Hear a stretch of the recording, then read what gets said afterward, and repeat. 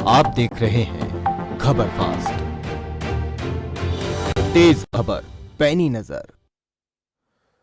Break के बाद एक बार फिर से स्वागत है। चलिए सीधा रुख करेंगे चंडीगढ़ का, जहां पर सहकारिता मंत्री बनवारी लाल मौजूद हैं और उनके साथ हमारे ब्यूरो एग्जीक्यूटिव मनीष कुमार जो उनसे खास बातचीत कर रहे हैं। मनीष, ये खास बातचीत हम चाहते हैं कि 5 राज्यों के चुनाव और मंत्री जी के विभाग से संबंधित तमाम कार्य और किस तरीके से आने वाले समय में नीतियां हैं और किस तरीके से सरकार आगे काम करेगी, ये तमाम बातचीत। Over to you. जी अरुण, नमस्कार। मैं मनीष कुमार और आप देख रहे हैं खबर फास्ट।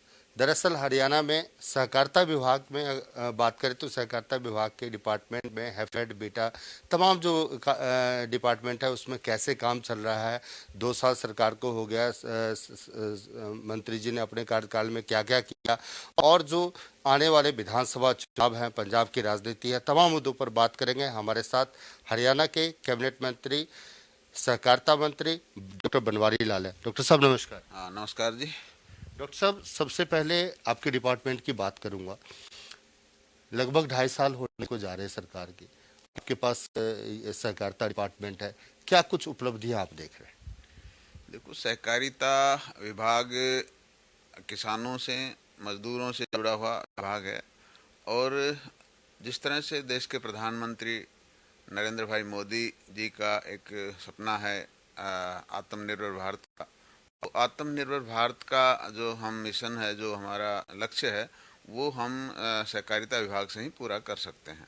और सहकारिता विभाग में जिस तरह से हमारा शुगर फैड है, जिसके अंदर गन्ने के किसान आते हैं और जो गन्ने की जो रेट हैं वो भी हरियाणा के अंदर, पूरे देश के अंदर सबसे ज़्यादा हैं।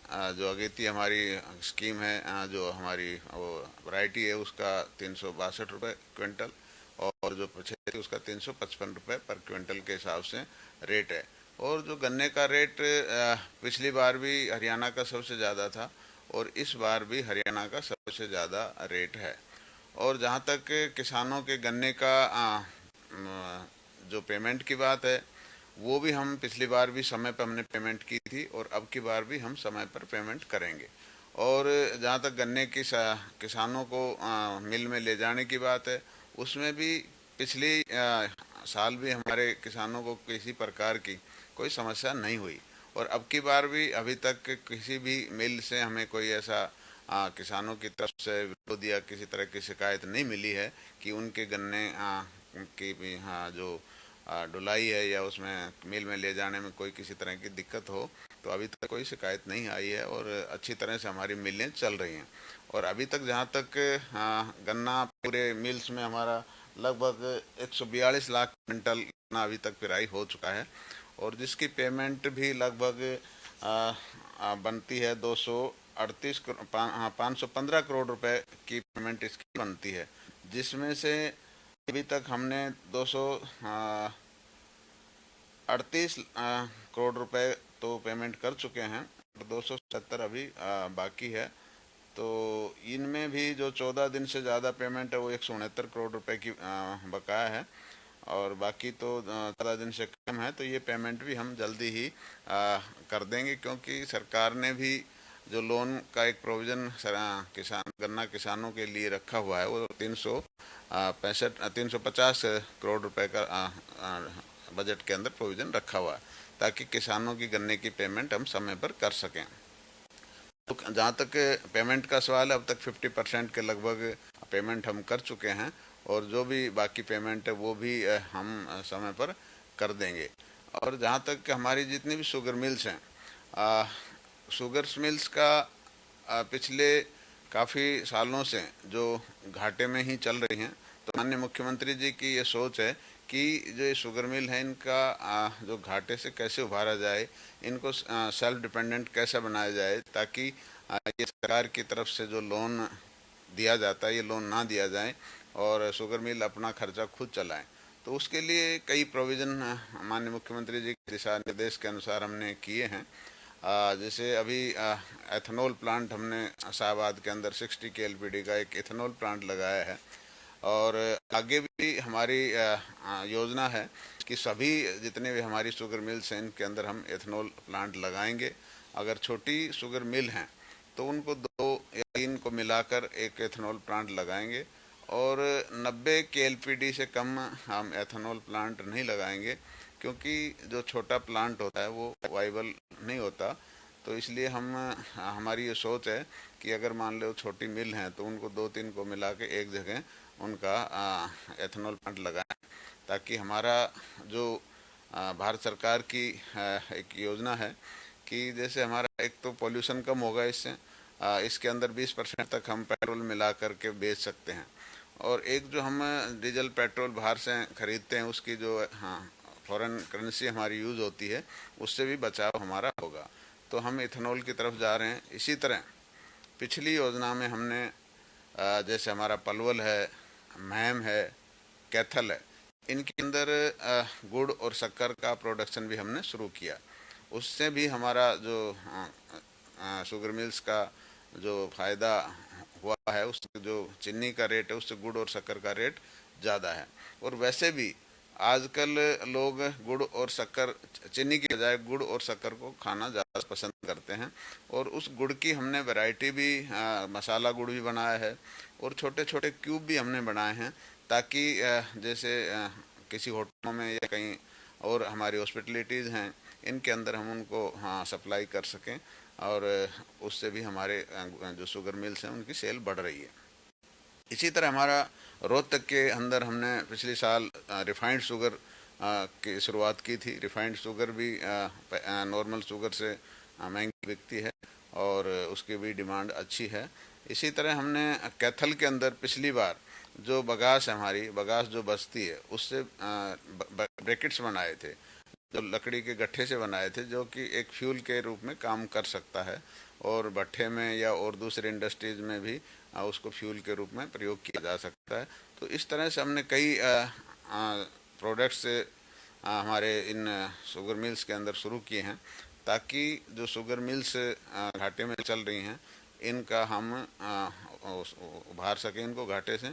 और कुछ एक हमने जो एडमिनिस्ट्रेटिव चेंजेस भी किए हैं कि जो रिपेयर और मेंटेनेंस के अंदर समय समय पर मिलें बंद हो जाती थी बीच बीच के अंदर, तो उनको भी हमने 2 साल से स्ट्रीमलाइन किया है कि सभी एमडीज को ये डायरेक्शन दी गई थी कि भाई अपना जो भी मेंटेनेंस का काम है वो प्रॉपरली, जो बीच का समय होता है जब शुगर मिल से नहीं चलती उसमें आप अपना काम कर लें, ताकि बीच में मिल ना रुके, क्योंकि जब मिल रुकती है तो उससे घाटा होता है बीच में, दोबारा से मिल को शुरू करते हैं। तो अभी पिछले 2 साल से ये बड़ी अच्छी बात है कि अधिकारियों के कुशल नेतृत्व में और उनके प्रयासों से शुगर मिल्स बीच में अभी बंद नहीं हो रही, और अच्छी शुगर मिल्स हमारी बिना रुकावट के चल रही हैं। और जो मेंटेनेंस में अनाप शनाप कई बार ऐसा होता था कि जो पार्ट आपका ठीक चल रहा है उसको भी बदल देते थे, तो उसमें भी एक कमेटी हमने बनाई है, ताकि अननेसेसरीली किसी प्रोडक्ट को उसमें ना बदला जाए, अननेसेसरी फिजूल खर्ची ना हो, तो इस पर भी हमने कंट्रोल किया है। तो इसमें काफ़ी अच्छा शुगर मिल्स हमारी कर रही हैं। एक शुगर मिल की बात चल रही है, मैं एक बात आपसे जानना चाहूँगा कि जैसे ही पिराई शुरू हुई गन्ने की, ये कोविड की तीसरी लहर आ गई और आपने सरकार जो है, हरियाणा सरकार ने गाइडलाइन किया कि 50% जो है उसी की क्षमता से आप अपनी इंडस्ट्री चला सकते हैं। क्या लगता है कि ये शुगर मिल किसान जो अपना गन्ना लेके आ रहे हैं, गन्ने की पिराई हो रही है, इसमें कोरोना कितना बड़ा बाधक बना? देखो, कोरोना जो कोविड की जो अब 3rd लहर आ चुकी है, और कोविड का एक ही बचाव का एक ही रास्ता है कि हम जो कोविड प्रोटोकॉल है कि भाई मास्क पहन के रखें और थोड़ा डिस्टेंस मेंटेन कर रखें, हैंड सैनिटाइजेशन है, ये सब चीज़ें हम करेंगे तो निश्चित तौर पर हम कोविड को हरा पाएंगे। और जो सरकार की तरफ से जो वैक्सीनेशन का जो प्रोग्राम शुरू किया गया है, ये अच्छी बात है कि हरियाणा में भी 90% से ज़्यादा लोगों को फर्स्ट डोज लग चुकी है और 60% से ज़्यादा सेकंड डोज भी लग चुकी है। तो वैक्सीनेशन ही एक इसका आखिरी हथियार है। तो हमें ज़्यादा ज़्यादा वैक्सीनेशन जो बच्चे उनको वैक्सीनेट करना चाहिए, और लोगों को मास्क और सोशल डिस्टेंसिंग और हैंड सैनिटाइजेशन की तरफ ध्यान देना चाहिए, ताकि हम इस महामारी से बच सकें और इससे छुटकारा पा सकें। शुगर मिल की बात करते हैं। बीटा की बात करें, डेयरी प्रोडक्ट को लेके आपने पीछे कहा था कि हम इसका दायरा जो है वो बढ़ाने जा रहे हैं। वो आखिरकार वो दायरा कितना बढ़ा, उसके ऊपर क्या काम चल रहा देखो, हमारे जो बेटा के बूथ हैं उनके लिए अभी हमने विभाग के एमडी को डायरेक्शन दी है कि हमारे जितने भी सोसाइटीज हैं इनके अंदर भी बूथ दिया जाए, और जो भी लोग लेना चाहते हैं उनको भी अपनी जगह अगर उनके पास अवेलेबल है, 10 फीट की जगह अवेलेबल है, तो वो 10 फीट की एक दुकान अवेलेबल है तो वो उसके लिए अप्लाई कर सकता है, विभाग उसको बूथ दे देगा। इसी तरह जितने भी हमारे अर्बन लोकल बॉडीज़ हैं इनके अंदर भी साइट हमने मांगी हैं, और काफ़ी साइट आ भी गई हैं। जो हमारे कम्युनिटी सेंटर्स हैं उनके अंदर भी हम ये विटा के बूथ दे रहे हैं। इसी तरह हमारी प्राइवेट सोसाइटीज़, हाउसिंग सोसाइटीज़ हैं, उनसे भी हमने संपर्क किया है कि उनके भी वहाँ विटा का बूथ दिया जाए, ताकि विटा के जो प्रोडक्ट हैं हमारे वो ज़्यादा से ज़्यादा लोगों तक पहुँचें। क्योंकि विटा का जो प्रोडक्ट हमारा बहुत ही रिलायबल और बड़ा लोग पसंद भी करते हैं, विटा की क्वालिटी बड़ी अच्छी है। तो विटा के जितने भी प्रोडक्ट, हमारे पास काफ़ी प्रोडक्ट्स हैं विटा के, आपका दूध है, दही है, लस्सी है, पनीर है, घी है, सब हमारे काफ़ी वैरायटीज, आप खीर है, पिन्नी वगैरह हैं, जिस काफ़ी प्रोडक्ट्स हमारे बेटा के हैं, और लोग चाहते भी हैं बेटा का प्रोडक्ट मिले। तो इसको ज़्यादा से ज़्यादा, हाँ, मतलब हम बूथ खोलेंगे तो ज़्यादा से ज़्यादा लोगों को अवेलेबिलिटी इसकी करवाने जा रहे हैं हम। है? हैफेड बाजार की बात करते हैं। आपने पिछली बार इंटरव्यू में कहा था कि हैफेड जो है, हैफेड बाजार हम बनाने जा रहे हैं। आखिरकार कितने जिलों में हैफेड बाजार बना है और आगे की जो रणनीति है वो क्या है? कितने जिलों में आप खोलने जा रहे हैं? देखो, अब जो हैफेड बाज़ार खोलने की हमारी योजना थी, हर ज़िले में एक हैफेड बाज़ार खोलने की योजना है, और उस योजना के तहत अभी फ़िलहाल सरसा और हिसार के अंदर हैफेड बाज़ार खुल चुके हैं, और बाकी के जितने भी ज़िले हैं उसमें कार्रवाई चल रही है, और जल्दी ही सभी ज़िलों में हम हैफेड बाज़ार खोलने जा रहे हैं। और उस हैफेड बाज़ार का लोगों को ये फ़ायदा होगा कि भाई जो एफेड के जो प्रोडक्ट हैं वो उनको मिल पाएंगे, सस्ते और अच्छी क्वालिटी के प्रोडक्ट लोगों को मुहैया करवाने में एफेड ने जो ये एफेड बाज़ार खोले हैं, तो उसका भी जो हमारे दो एफेड बाज़ार सरसा और हिसार में खुले हैं उनका भी अच्छा रिजल्ट आ रहा है। और आगे भी जो हमारे बाकी ज़िलों में भी हम एफेड बाज़ार खोलेंगे, उसमें भी हम ज़्यादा ज़्यादा प्रयास करेंगे कि भाई एफेड के साथ साथ और भी प्रोडक्ट्स हम लोगों को मुहैया करवाएं, ताकि एक ही छत के नीचे सारे प्रोडक्ट हमारे मिल सकें। हैफेड बाजार में आखिरकार जो हैफेड बाजार वो क्या एक मॉल टाइप में खोला जा रहा है, या मतलब किस टाइप का बाजार होगा? उसमें उस बाजार में कितनी प्रकार की चीजें जो है उपलब्ध होगी? देखो, एफेड बाज़ार एक मॉल टाइप ही है, और उसमें एफेड के जितने भी हमारे प्रोडक्ट्स हैं सभी प्रोडक्ट्स अवेलेबल होंगे। और अब तो हमने ई कॉमर्स भी शुरू कर दिया, और आपके जो रिलायंस है और दूसरे मॉल्स हैं उनके अंदर भी हमारे एफेड के प्रोडक्ट्स मिल रहे हैं, डेयरी के भी प्रोडक्ट्स मिल रहे हैं। तो हमने इसको काफ़ी वाइड उस पर शुरू किया है, ताकि हमारे एफेड की, डेयरी की जितने भी हैं शुगर फेड हमारी फेडरेशंस हैं, इनके जो भी प्रोडक्ट हैं वो सब ज़्यादा से ज़्यादा लोगों तक पहुंच पाएँ। एससीबीसी डिपार्टमेंट भी आपके पास क्या योजनाएं, सरकार और क्या क्या योजनाएं लेके आई है, और क्या लगता है कि लोगों को जो योजनाएं हैं वो समय पे मिल रहा है या नहीं मिल रहा? देखो, जो हमारा एससीबीसी वेलफेयर का डिपार्टमेंट है, ये एक, जिस तरह से हमारी सरकार अंत्योदय के सिद्धांत पर चल रही है कि समाज के गरीब से गरीब आदमी को जो हमारी सरकार की योजनाएं हैं, जो भी सुविधाएं हैं, उनका लाभ मिले, तो ये विभाग उस दिशा में काम कर रहा है कि, क्योंकि इस विभाग में सभी गरीब लोग और पिछड़े लोग जुड़े हुए हैं, तो इसके लिए बहुत सी योजनाएं इस विभाग में चली हुई हैं। जैसे हमारा विवाह सुगन योजना, मुख्यमंत्री विवाह सुगन योजना है। इस योजना के तहत जो एससी जो बच्चे हैं बिलो पॉवर्टी लाइन के, उन बच्चों की शादी के लिए 71,000 रुपये का अनुदान दिया जाता है। इससे पहले 51,000 था, हमने किया था 31-51 किया, फिर हमने 71,000 कर दिया। और इसी तरह और सभी विधवाओं के लिए, विकलांगों के बच्चों के लिए, इन सभी के लिए भी सभी योजनाएं बढ़ाई हैं। इसी तरह जो बच्चे हमारे डॉक्टर भीमराव अंबेडकर नवीनीकरण योजना है, एक आवास नवीनीकरण योजना है, उसके अंदर मकान की जो रिपेयर है उसके लिए पहले 50,000 रुपये ही मिलते, 25,000 ही रुपये मिलते थे।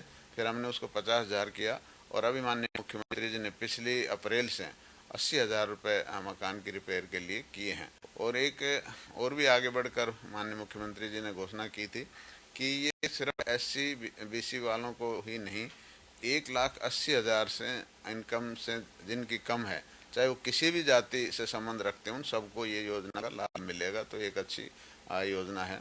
इसी तरह हमारे डॉक्टर भीमराव अंबेडकर की एक योजना है, बच्चों के स्टाइफंड की है, इसी तरह उनका स्कॉलरशिप की है। इसी तरह जो बच्चियां हैं जो विडोज़ हैं या लड़कियां हैं गरीब परिवार से, उनको टेलरिंग की सुविधा है, उसके लिए भी उनको महीने का 300 रुपये स्टाइफंड, 600 रुपये स्टाइफंड दिया जाता है, 300 रुपये रॉ मटेरियल के पैसे दिए जाते हैं। इसी तरह SC ST ट्रस्टीज अगर किसी पे होते हैं तो उनको 85,000 से लेकर के और 8 लाख रुपए तक उनको सहायता मुहैया की जाती है। और अगर किसी को केस लड़ना है तो उसको भी 22,000 रुपये लीगल एड के लिए 22,000 रुपये तक की सहायता उनको दी जाती है। तो SC BC के अंदर गरीब और जो पिछड़ा वर्ग है उनकी अपलिफ्टिंग के लिए, उनके बच्चों की एजुकेशन के लिए भी अगर कहीं बाहर पढ़ना चाहते हैं तो उनको भी कोचिंग दी जाती है, उसके साथ साथ स्टाइफंड भी दिया जाता है। तो ये काफ़ी योजनाएं SC BC के अंदर SC BC वेलफेयर के लिए चलाई गई हैं ताकि इसका फ़ायदा जो गरीब से गरीब समाज के अंदर हैं उनको इसका फ़ायदा मिल सके। कुछ दिन पहले पंजाब में प्रधानमंत्री नरेंद्र मोदी आए, सुरक्षा में चूक हुई, उस सुरक्षा के चूक को राजनीतिकरण का दशा दिया जा रहा है, आप किस तरीके से देखें? देखो, निश्चित तौर पर प्रधानमंत्री जी के काफिले को इस तरह से रोकना बहुत गलत बात है, इसकी मैं निंदा करता हूँ। लेकिन अभी माननीय सुप्रीम कोर्ट ने एक कमेटी बनाई है और वो कमेटी डिसाइड करेगी कि ये साजिश थी या चूक हुई है।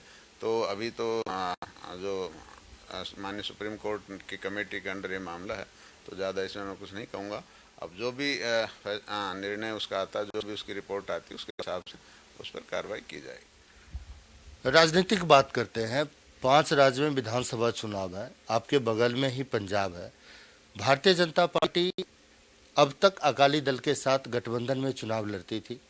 पहली बार ऐसा हो रहा है कि भारतीय जनता पार्टी लगभग सभी सीटों पे चुनाव लड़ने जा रही है। हो सकता है अमरिंदर सिंह के साथ उनकी गठबंधन हो, लेकिन बड़ी पार्टी के रूप में वो चुनाव लड़ने जा रही है। किसान आंदोलन को देखते हुए, बाकी चीजों को देखते हुए, प्रधानमंत्री की सुरक्षा चूक को देखते हुए, आप कैबिनेट मंत्री हैं, भारतीय जनता पार्टी में काफी समय से आप कार्यरत हैं, आप क्या देखते हैं? आपकी पार्टी पंजाब में जो जमीन तलाश रही है, क्या वो जमीन पाने में कामयाब होगी या नहीं? देखो, जिस तरह से पिछले 7 साल से, चाहे वो केंद्र में नरेंद्र भाई मोदी के नेतृत्व की सरकार हो, चाहे प्रदेश में हमारे हरियाणा में माननीय मनोहर लाल जी की सरकार हो, और दूसरे प्रदेशों में भी जिस तरह से भारतीय जनता पार्टी की सरकारों ने जो विकास कार्य करवाए हैं, और जहाँ तक किसान आंदोलन की बात है, देश के प्रधानमंत्री नरेंद्र भाई मोदी जी ने केंद्र सरकार ने जो कानून बनाए थे वो किसानों के हित में बनाए थे। लेकिन जब किसानों को ये लगा कि भाई हमारे हित में नहीं है, तो देश के हित में माननीय प्रधानमंत्री जी ने ये कानून वापस लिए और किसानों का उनका जो एक काफ़ी दिन से आंदोलन चल रहा था उसको ख़त्म करने का काम किया। तो जो विकास के मुद्दे पर हमारे पार्टी पंजाब के अंदर चुनाव लड़ेगी, और जिस तरह से सबका साथ, सबका विकास, सबका विश्वास की जो हमारी पार्टी की नीति है, उसी को आगे लेकर के हम पंजाब में चुनाव लड़ेंगे। और हम निश्चित तौर पर भारतीय जनता पार्टी इसमें कामयाब होगी, क्योंकि कांग्रेस की भी हालत इतनी अच्छी नहीं है और दूसरी पार्टियां भी इतनी अच्छी पोजीशन में नहीं है। लेकिन भारतीय जनता पार्टी एक बड़ी पार्टी है और केंद्र में भी जिसकी सरकार है, तो निश्चित तौर पर हम अच्छा पंजाब में करने जा रहे हैं। आपने भी देखा होगा, जब भी चुनाव आता था तो दूसरी पार्टी के लोग भारतीय जनता पार्टी में शामिल होते थे, लेकिन आपके ही सरकार उत्तर प्रदेश की मैं बात करता हूं, तो जैसे ही चुनाव आयोग ने चुनाव की घोषणा की, भारतीय जनता पार्टी में तो पतझड़ आ गई। विधायक तो विधायक, मंत्री भी इस्तीफा देके जा रहे हैं। आप कैसे देख रहे हैं? देखो, ये हर चुनाव में हर बार ऐसा होता है कि पार्टियां लोग छोड़ते भी हैं, दूसरी पार्टी से किसी दूसरी पार्टी में आते हैं, कहीं आते हैं तो कहीं जाते भी हैं। तो ये सिलसिला लगातार चलता रहता है और इससे मुझे नहीं लगता कि कोई खास फर्क पड़ने वाला है। कई चीज़ें होती हैं कि भाई कोई टिकट के लिए, जैसे मैं देखता हूं कि कई टिकट मांग रहे हैं, उसकी वजह से कई जगह परफॉर्मेंस की बात चल रही है, तो टिकटें हर चुनाव में कटती हैं।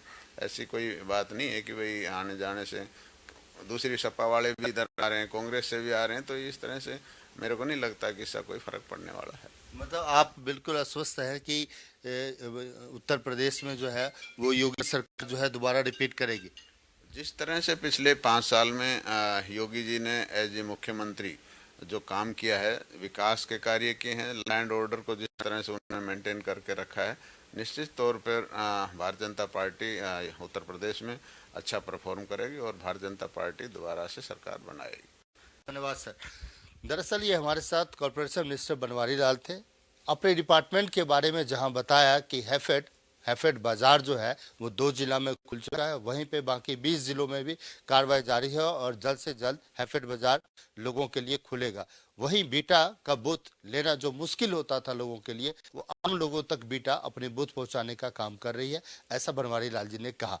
वहीं पे अगर बात करें चुनाव की, तो प्रधानमंत्री की सुरक्षा चूक को मानते हुए इन्होंने कहा कि 7 साल से केंद्र और राज्य सरकार में जो भारतीय जनता पार्टी की सरकार चल रही है, उसी विकास को देखते पंजाब में भी भारतीय जनता पार्टी अपनी जमीन तलाश रही है और तलाशने ही नहीं, भारतीय जनता पार्टी पंजाब में भी अपनी सरकार जरूर बनाएगी। अश्विनी कुमार के साथ मनीष कुमार, खबर फास्ट, चंडीगढ़।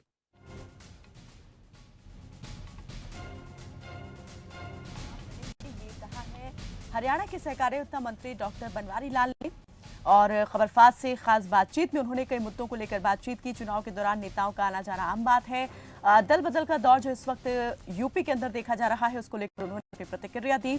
इसके अलावा प्रदेश के अंदर सरकार क्या क्या काम कर रही है, किसानों की आय को दोगुना करने के लिए, गन्ना किसानों को फायदा पहुंचाने के लिए, उसके बारे में भी उन्होंने जानकारी साझा की। साथ ही इसके अलावा उन्होंने वैक्सीनेशन को लेकर भी बातचीत की कि वैक्सीनेशन में बढ़ चढ़कर आम लोग जो हैं हिस्सा लें और सभी के सहयोग से कोरोना से हम जो लड़ाई लड़ रहे हैं उसमें जीत हासिल कर सकते हैं। तो पीएम की सुरक्षा में चूक मामले पर भी उन्होंने अपनी प्रतिक्रिया दी। हालांकि खुलकर कुछ भी कहने से उन्होंने इनकार किया। उन्होंने कहा कि अभी सुप्रीम कोर्ट की निगरानी के अंदर जो कमेटी गठित की गई है वो जांच कर रही है और जांच में जो कुछ भी सामने आएगा वो सबके सामने होगा। फिलहाल इस पर अभी कुछ भी कहना वो जरूरी नहीं समझ रहे हैं। और लेकिन उन्होंने ये जरूर कहा कि जो मामला सामने आया है ऐसा नहीं होना चाहिए था, सुरक्षा में चूक जो हुई है वो निंदनीय है।